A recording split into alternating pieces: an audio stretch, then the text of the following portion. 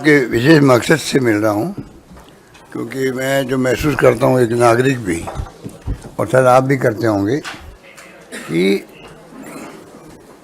देश में क्या हो रहा है, देश किस दिशा में जा रहा है कोई नहीं जानता है, किस दिशा में जाएगा किसी को नहीं मालूम। ये अप्रोच डेमोक्रेसी के अंदर किसी पार्टी गवर्नमेंट हो उचित नहीं कही जा सकती है। जिस प्रकार यूडीसी पे दबाव, ईडी, इनकम टैक्स, सीबीआई का दुरुपयोग, इवन कोड ऑफ कंडक्ट लागू हो गया है, तब भी आप विपक्ष की पार्टियों पर रेट डलवा रहे हो बिना कोई रेखी के, बिना तैयारी के। इसका मतलब आप फायदा पहुंचा रहे हो उन लोगों को जो चाहते हैं, सत्ता में बैठे हुए हैं। मैंने टाइम मांगा था डायरेक्टर ईडी से, डायरेक्टर सीबीआई से और चेयरमैन सीबीडीटी से। जब राहुल गांधी जी को यहाँ पर 50 घंटे पूछताछ करी गई, पहले दिन ही टाइम मांगा मैंने सिर्फ। जब शुरुआत हुई थी तो मैं कहा उचित नहीं है मैं जाके मिलूँ उनसे, और पूरे देश को गर्व है सीबीआई पर, इनकम टैक्स डिपार्टमेंट पर और ईडी पर भी, जो अपना कानून का काम करी। प्रीमियर एजेंसियाँ देश की है। ये जुडिशरी का इम्पोर्टेंस है, जुडिशरी के मामलों में उसी प्रकार से फाइनेंशियल मामलों के अंदर, इरेगुलरिटीज के अंदर, क्राइम के अंदर तीनों एजेंसियों की इम्पोर्टेंस है। क्राइम के अंदर तीनों एजेंसियों की इम्पोर्टेंस है। इम्पोर्टेंस खत्म होगी, क्रेडिबिलिटी कम होगी, तो नुकसान किसको है? देश को है। क्यों बनी एजेंसी है? एजेंसी जिस मकसद से बनी है वो मकसद पूरा होगा तब देश का हित होगा। अगर क्रेडिबिलिटी कम हो जाएगी एजेंसियों की, जो आज सीबीआई की हो चुकी है, पहले हर सीबीआई के नाम लेता था। कोई घटना दुर्घटना होती थी राज्यों में तो कहते सीबीआई को इंक्वायरी करवा दे दीजिए, और था सीबीआई का था, अब शिफ्ट हो गया ईडी पर हो गया। ईडी का काम है फाइनेंशियल इरेगुलरिटीज के ऊपर कार्रवाई करना। सुप्रीम कोर्ट में सुनवाई हो रही है, वहाँ जल्दी फैसला होना चाहिए। जो अधिकार दे दिए गए सीबीआई को अरेस्ट करने के, अटैच करने के, कुर्की करने के, उसके ऊपर बहस चल रही है। जहाँ तक मेरे को नॉलेज है वो फैसला जल्दी होना चाहिए। उससे बहुत बड़ा नुकसान हो रहा है, लोग हैरेस हो रहे हैं देश के अंदर। जो पहले इंडस्ट्रियलिस्ट बड़े बड़े होते थे और जहाँ बैंकों के अंदर और सब जगह अगर प्रूव हो जाती थी इरेगुलरिटीज तो ईडी घुसती थी वहाँ पर। अब पॉलिटिशियन पे घुसने लग गई है सब जगह। महाराष्ट्र के अंदर देख लीजिए, दिल्ली में देख लीजिए, राज्यों में देख लीजिए, छत्तीसगढ़ में देख लीजिए, जहाँ जहाँ चुनाव आते हैं ईडी पहले पहुँचती है।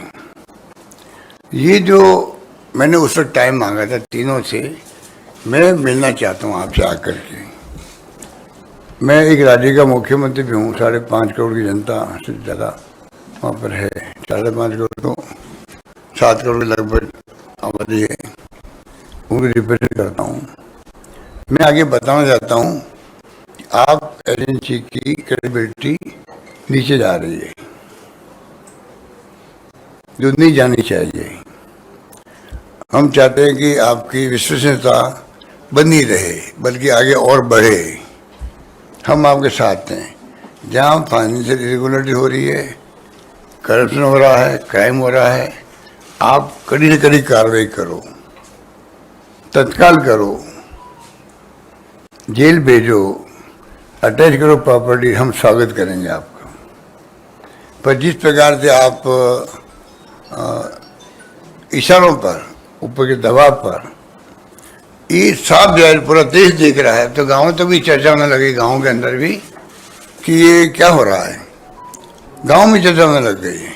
अब तो कई जगह ईडी वाले खुद ही जाके कहते हैं हम आधे घंटे बाद आने वाले हैं, आप थोड़ा देख लीजिए अपना आप को। ये स्थिति बन गई है, जो मेरे पास रिपोर्ट आ रही है, जो बातें चलती रहती है। तो ये उचित नहीं है। मैं इस मौके, इस मंच से फिर मैं कहना चाहूँगा तीनों एजेंसियों के डायरेक्टर्स को, चेयरमैन को, कृपा करके ये तीनों एजेंसियों के अधिकारी कंपटीशन एग्जाम देके आते हैं, चाहे आरपीएससी को हो चाहे वो यूपीएससी को हो, एग्जाम देके पास होके आते हैं, एक प्रकार शपथ लेते हैं, कमिटमेंट होता है देश के लिए। इनका कमिटमेंट देश के प्रति होना चाहिए और किसी के प्रति नहीं होना चाहिए। इनमें इतना साहस होना चाहिए मना करने का। हम दबाव में काम नहीं करेंगे, अब निष्पक्ष काम करेंगे हम लोग। अब जो स्थिति बन गई देश में वो उसी प्रकार बन गई है जैसे आपने देखा होगा। और मैंने आंकड़े देखे हैं कि 10 साल लगा शासन था यूपीए का। आंकड़े वैसे आपके पास होंगे, कोई नए आंकड़े नहीं हैं। 112 बार सिर्फ छापे डाले गए थे। आप तो बहुत सीनियर लोग बैठे हैं। और अब जो है 9 साल लगभग हो गए, 3010 छापे डाले गए। कहाँ तो 10 साल में 112 का 9 साल के अंदर 3010 छापे। चार्जशीट पेश हुई है, उसमें 93% हुई थी। इसका मतलब जेन्युइन छापे डाले गए थे 93%। अब है सिर्फ 888 जगह चार्जशीट पेश हुई है, मतलब सिर्फ 29% हुई है। तो आप सोच सकते हैं इतना बड़ा जो आपको अंतर महसूस हो रहा है वो चिंताजनक है।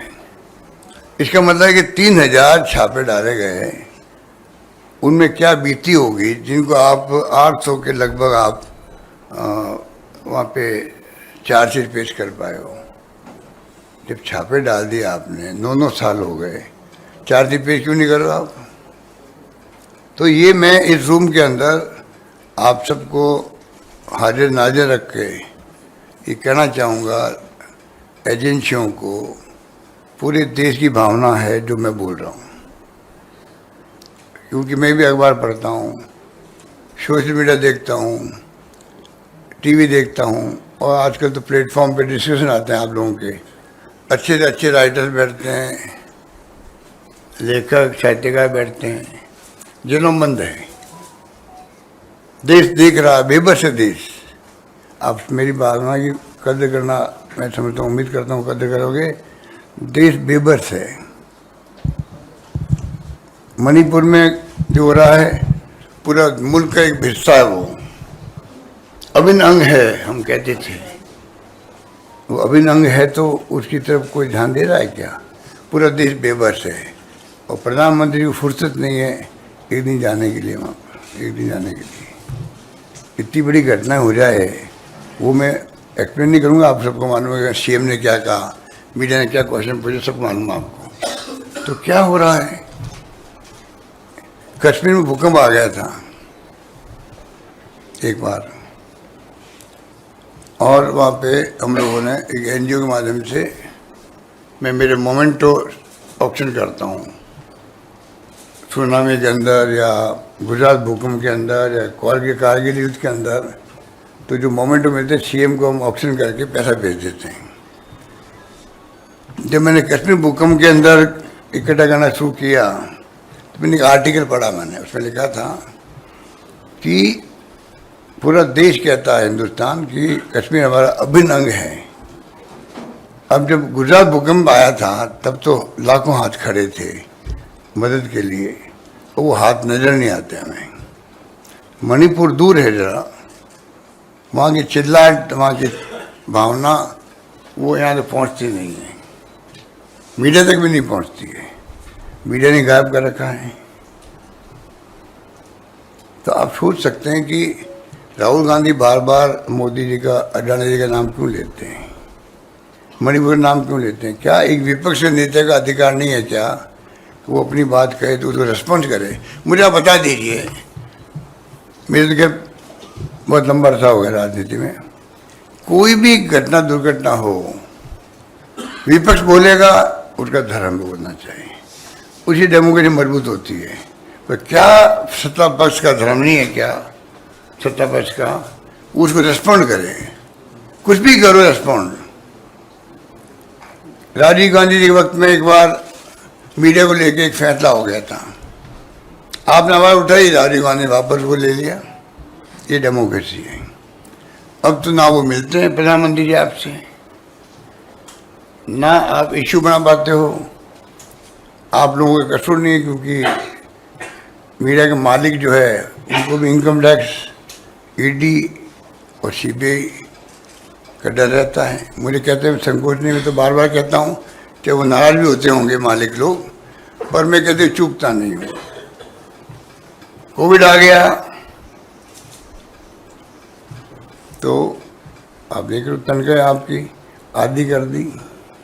मैं आपको भड़का नहीं रहा हूँ, दिल की पीड़ा बता रहा हूँ आपको, खाली पीड़ा बता रहा हूँ। निकाल दिया गया लोगों को, निकाल दिया गया। आप लोग भी ट्रांसफर पोस्टिंग डरते हो पॉलिटिशियन की तरह। हमारे सरकार में ट्रांसफर पोस्टिंग होती है, आपके भी राज्यों में जो काम करने वाले लोग हैं ट्रांसफर पोस्टिंग डरते हैं वो भी। तो आप लोगों की स्थिति कोई बहुत अच्छी नहीं है। क्यों मैं भटक गया बात करते करते।